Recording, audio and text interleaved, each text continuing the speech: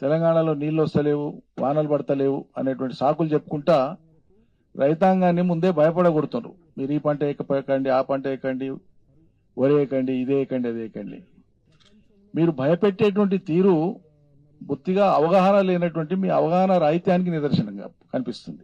కాళేశ్వరం నీళ్లు ఇస్తే కేసీఆర్ కు పేరు వస్తుంది. అది తెలంగాణ ప్రభుత్వం యొక్క గత ప్రభుత్వం యొక్క ఘనతగా ప్రజలకు ఇంకా ముద్రపడిపోతుంది.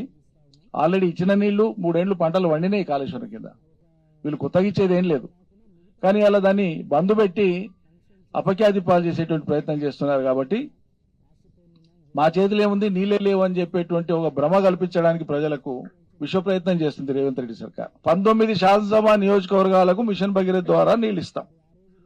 మిషన్ భగీరథకు ఈ సంవత్సరం ఒక్క వాన చుక్క పడకపోయినా మన రిజర్వాయర్లలో ఉండేటువంటి నీళ్లతో, ప్రత్యేకంగా శ్రీశైలంలో ఉండేటువంటి అడుగంటిన నీళ్లైనా సరే వచ్చే సంవత్సరం జూన్ జూలై దాకా కూడా మిషన్ భగీరథకు ఎటువంటి ఇబ్బంది లేదు సార్, డోకా లేకుండా మేము సేవ్ చేసుకొని పెట్టుకున్నామని చెప్తున్నారు వాళ్ళు. మరి ఈ వానను ఎందుకు పూచిగా చూపిస్తున్నారు మంచినీళ్లకు?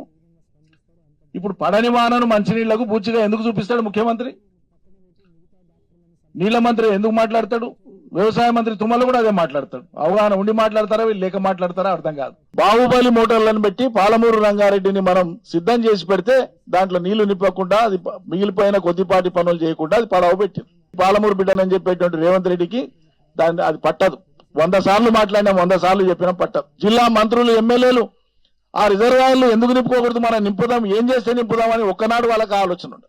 రైతుల్ని నీళ్లు లేవు, మీరు వరి వేయకండి ఈ చెప్పడంలో, నిరుత్సాహపరచడంలో ప్రభుత్వం యొక్క కుట్ర ఉంది. ఒకటి బోనస్ ఎగ్గొట్టడానికి, బోనస్ బరువుగా మాకెందుకని తప్పించుకోనికే. 2 రేపు పండిన పంటకు కొనుగోలు చేసేటువంటి బాధ కూడా తప్పుతుందని చెప్పి రైతాంగం, వ్యవసాయం వదిలిపెట్టేటువంటి ఒక భయంకరమైనటువంటి కుట్రకు తెరలేపుతుంది రాష్ట్ర సర్కార్. తెలంగాణలో కంటే ఆంధ్ర ప్రజలకు ఎక్కువ నమ్మకం కుదిరింది రేవంత్ రెడ్డి మీద, ఈ సర్కారు మీద. నీళ్ల కోసం ఎంత దూరమైనా పోతాం, ఎంత ఖచ్చితంగానైనా మాట్లాడతాం. ఈ సాగునీటి మీద సాగతీతలు చేయకండి. ఇక నీళ్ల మంత్రికి అయితే మొక్కాలే.